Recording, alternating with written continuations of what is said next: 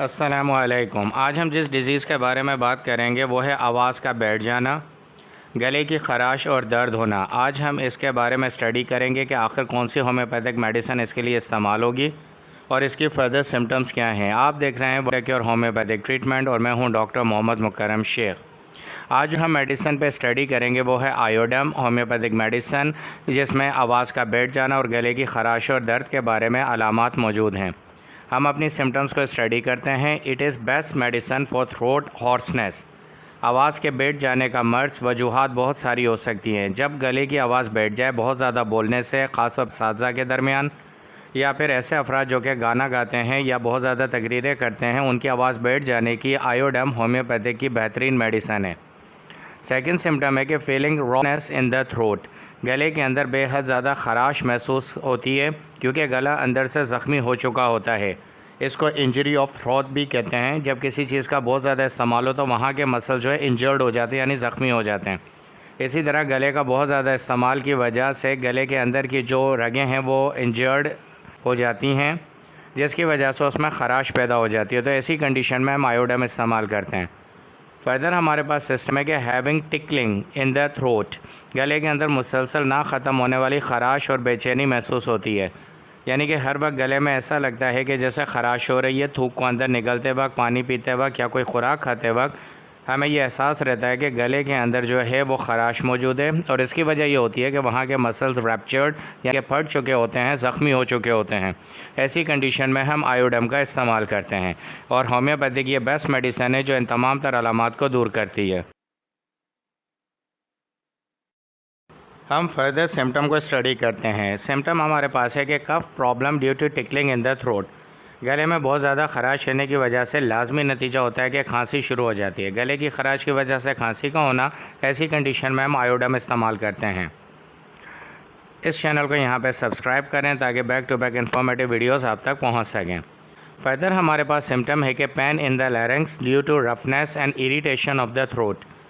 सांस की नाली में ख़राश की वजह से दर्द और तकलीफ़ का होना और दुखन महसूस करना, यानी कि गले की ख़राश और सांस की नाली की ख़राश जो है वो तकलीफ़ पहुंचाती है। और इसकी वजूहत यही होती है कि हमारे जो इंटरनल थ्रोट के मसल्स हैं या टिश्यूज़ हैं वो बुरी तरह से रैप्चर्ड यानी कि ख़राब हो चुके होते हैं। इन तमाम तर चीज़ों को क्योर करने के लिए, इन रैप्चर्ड टिश्यूज़ को दोबारा से बहाल करने के लिए हम आयोडम का इस्तेमाल करते हैं। एक और सिम्टम है कि स्वेलिंग ऑफ द लैरिंक्स, यानी सांस की नाली की सोजिश। इसमें सांस की नाली की सोजिश पैदा हो जाती है। फर्दर हमारे पास है कि incentive pain due to swelling of the larynx. Intensive pain यानी कि शदीद दर्द होता है सांस की नाली की सोजिश की वजह से। गले में शदीद दर्द होता है, यानी कि दर्द हर वक्त गला दुखता रहता है, इसके अंदर तकलीफ़ महसूस होती है और इसी तकलीफ़ की वजह से खांसी भी पैदा होती है और चीज़ों को गले में से निगलने में भी तकलीफ़ पैदा होती है, और इसके साथ साथ ये आवाज़ का बैठना भी पैदा कर देता है। फर्दर सिम्टम है हमारे पास के roughness in the throat that aggravates by cough. खांसी की वजह से गले की ख़राश में बहुत ज़्यादा इजाफा हो जाता है। अब गले की ख़राश की वजह से खांसी होती है और इसी खांसी की वजह से गले की ख़राश जो है ज़्यादा तकलीफ़ पहुँचाना शुरू हो जाती है। और अगर ये मर्ज़ काफ़ी पुराना हो जाए तो फिर गले में खांसी की वजह से थूक में हल्का हल्का खून भी शामिल होकर शुरू हो जाता है, और इसकी वजह यही होती है कि गला अंदर से मुकम्मल तौर पे इंजर्ड हो चुका होता है। यहाँ पे बेल आइकन को क्लिक करें ताकि back to back informative videos आप तक उसका नोटिफिकेशन पहुँच सके। फर्दर सिम्टम को हम स्टडी करते हैं कि having difficulty by eating something due to irritation in throat, यानी कि गले में ख़राश की वजह से जब हम कोई ख़ुराक खाते हैं या खाना खाते हैं तो उसमें बहुत ज़्यादा तकलीफ़ महसूस होती है। अमूमन ये सिम्टम छोटे बच्चों में होती है क्योंकि वो बता नहीं पा रहे होते। खांसी भी हम महसूस करते हैं, उनको गले में दुखन भी होती है, जिसकी वजह से वो ख़ुराक को निगलने में तकलीफ़ महसूस करते हैं, और इसके लिए इन तमाम तर सिम्टम के लिए आयोडम होम्योपैथिक के अंदर इस्तेमाल की जाती है। हमारे पास एक और सिम्टम है कि there is swelling on external throat. गले के बाहर से भी सोजिश महसूस होती है। अगर आप गले को हल्का सा दबा के देखें तो जल्द उभरी भी दिखाई देती है। ये अलामत होती है कि गले के इंटरनल इन्फेक्शन की वजह से गले के ऊपर यानी एक्सटर्नल थ्रोट पर भी इन्फेक्शन की वजह से वहाँ पर स्वेलिंग महसूस होती है, यानी कि सूजन महसूस होती है। अगली सिम्टम है हमारे पास के throat is too much sensitive to touch. गला इंतहाई हसास होता है, हाथ लगाने से तकलीफ़ होती है। यह लाजमी नतीजा है इन्फेक्शन का, इंजरी का और रैप्चर टिश्यूज़ का, जिसकी वजह से गले को हाथ नहीं लगाया जा सकता।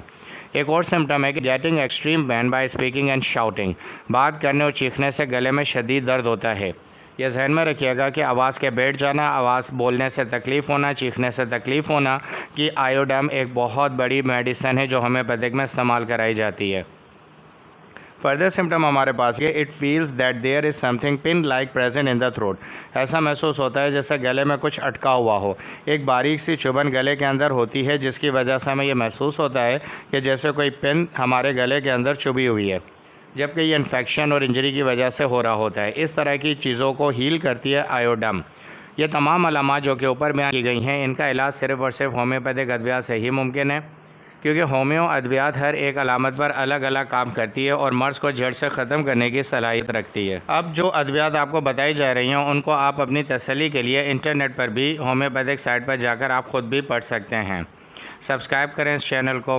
हम आयोडम को इस्तेमाल किस तरीके से करेंगे? हमने आयोडम को 200 पावर पोटेंसी में इस्तेमाल करना है, यानी कि 200 की ताकत में। इसका इस्तेमाल का तरीका है कि 10 कतरे फ़ी खुराक आधा कप पानी में डालकर सुबह, दोपहर, शाम को हम इस्तेमाल करेंगे। यानी कि 10 कतरे सुबह, 10 कतरे दोपहर में और 10 कतरे शाम को हम इस्तेमाल करेंगे और तकरीबन 20 दिन तक हमने इस दवा को मुसलसल इस्तेमाल करना है। दवा का इंतखाब किस तरह किया जाता है कि by study James Taylor Kant AMMD को हम स्टडी करते हैं और डॉक्टर मुकर्रम शेख इस तरह के दीगर डॉक्टर्स को स्टडी करने के बाद बेस्ट मेडिसिन आपको रिकमेंड करते हैं। आप ख़ुद भी इंटरनेट पर जाके नोट्स को स्टडी कर सकते हैं। मज़ीद मालूमात के लिए व्हाट्सअप नंबर पर वॉइस मैसेज और टेक्स्ट मैसेज कर सकते हैं, क्योंकि अगर मर्ज़ पुराना है तो फिर हमें 200 पावर पोटेंसी से ज़्यादा पोटेंसी इस्तेमाल करनी होगी। Subscribe this channel, like this video, share this video, click the bell icon. Thank you for watching. Allah hafiz till the next video.